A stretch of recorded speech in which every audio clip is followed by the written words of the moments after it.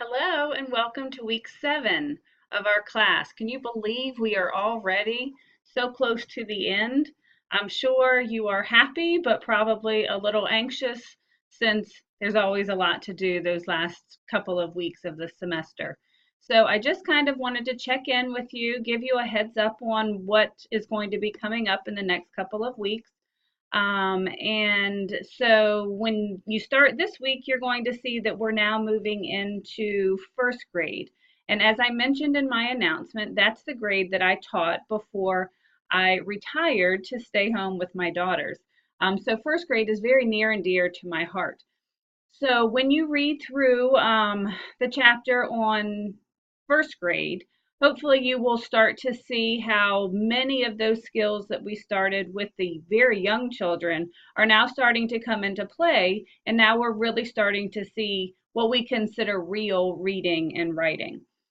So this is going to be a little bit of a change from what you've seen in the other chapters, simply because from now on, we're only going to have one chapter per age group. And as a matter of fact, we're going to combine second and third grade together next week. One thing that is important to know is that once we move into the kindergarten range, we're no longer looking at the milestones or the foundation blocks for the standards. In the state of Virginia, now we've moved on to the SOLs. So I just wanted to make you aware of that so that if you are looking at doing your lesson plan on anything from kindergarten through third grade, I wanted to make sure that you knew that you were going to need to use the Virginia SOLs. And I have put a link to the SOLs, the English SOLs, in our Blackboard course, the same place where you found the milestones and the foundation blocks. So I hope that you enjoy the first grade. I absolutely loved it when I taught that age. I loved that they were becoming a little bit more independent, but what I loved the most was that they were still young enough that they loved you. So they would still give you hugs, and they were so excited when they did something that made you happy. So first grade is very near and dear to my heart. So for this week, what you need to do is you need to read that chapter and review the PowerPoint. It's chapter 10. You do not have anything that you have to do for your attendance and participation other than just make sure you log in sometime this week. Really what I kind of do is I front load the class with our discussion boards, and then I kind of back off of those in order to give you time to work on the assignment. So if there are weeks where there are no discussion boards, then all that's required of you is just to make sure that you log into Blackboard at some point. I can go into the grade book and see the last time that you accessed Blackboard, and I use that date to award your points for attendance and participation. So it's fairly simple to be able to get 100 these weeks where you don't have discussion boards, because all I'm doing is checking to make sure that you are logging in. A few other things I wanted to mention. First, about your lesson plan.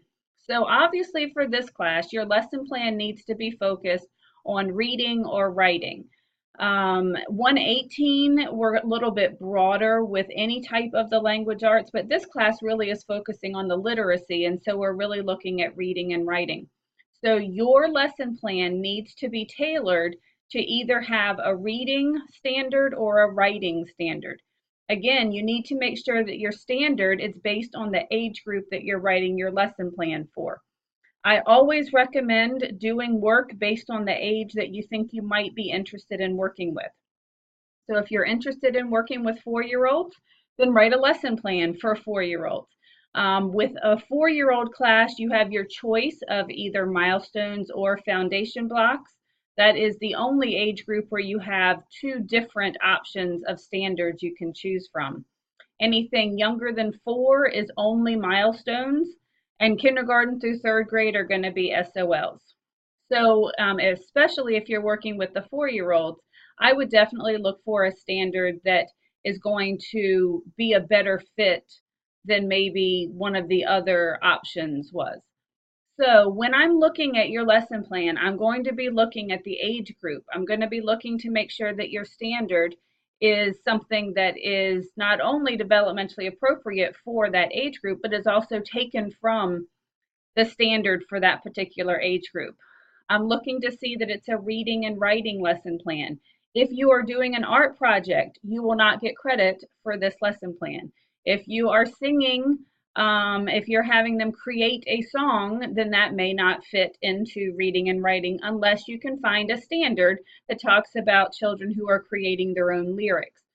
So again, please make sure that this is focused on reading and writing. Your art, music, and movement lesson plans, those are going to come in 145. Your math, science, and social studies lesson plans, those are going to be coming in 146. So please make sure that this lesson plan is only reading and writing. The other thing that I wanted to mention to you that's a little bit different is that normally in this class, I ask students once they create their lesson plan to actually implement it with a child or a group of children in order to write the self-reflection. However, because we're in the summer and it is an abbreviated course, I am not going to ask you to do that. So when you do your lesson plan, only go up to the point where it says self-reflection. Stop there, and you do not need to put anything in there. Basically, the way that I have structured this is I've asked you to submit the first draft of your lesson plan to me at the end of this week, and I have a very detailed form that I use in order to give you feedback.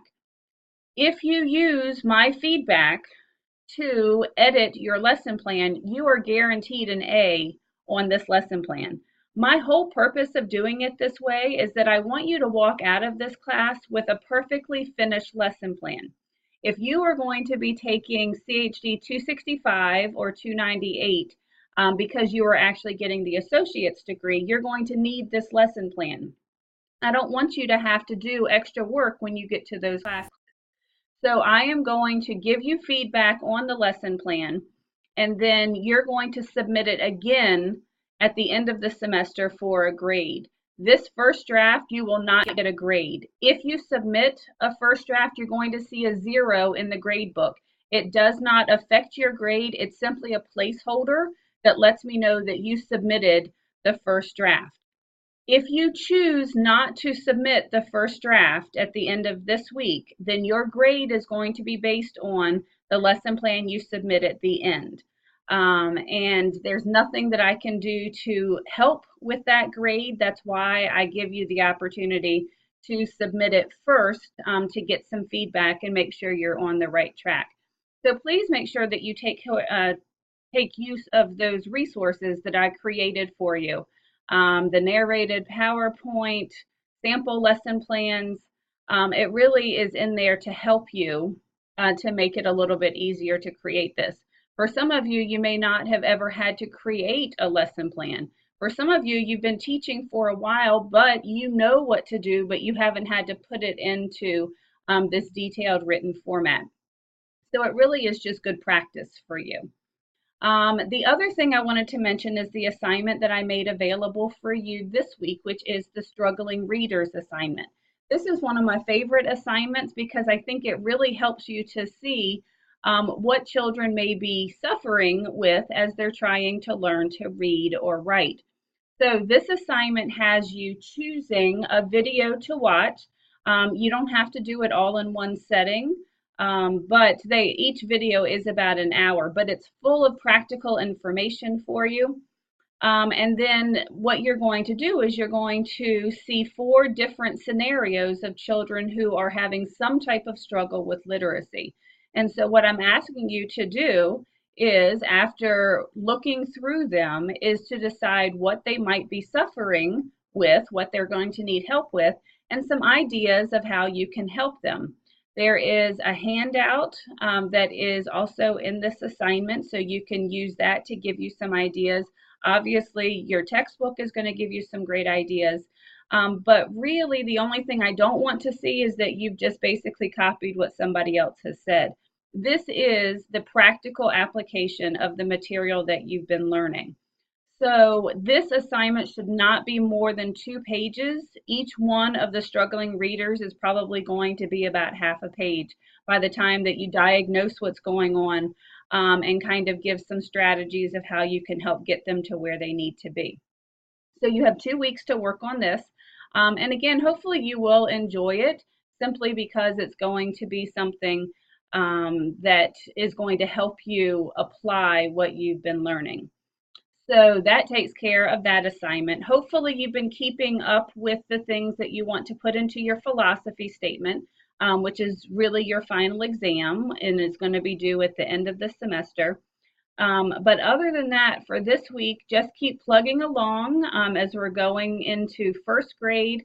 Continue working on your lesson plan, your observation assignment, and your philosophy assignment, which is due again at the end of the semester, and beginning to work on the struggling readers assignment. So I hope everyone is doing well. I enjoy interacting with all of you on Blackboard. And again, if you have any questions, please let me know. Have a great week.